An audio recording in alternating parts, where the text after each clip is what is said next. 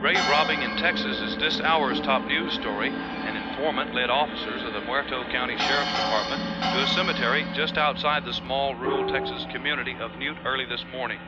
Officers there discovered what appeared to be a grisly work of art, the remains of a badly decomposed body wired to a large monument. A second body was found in a ditch near the perimeter of the cemetery.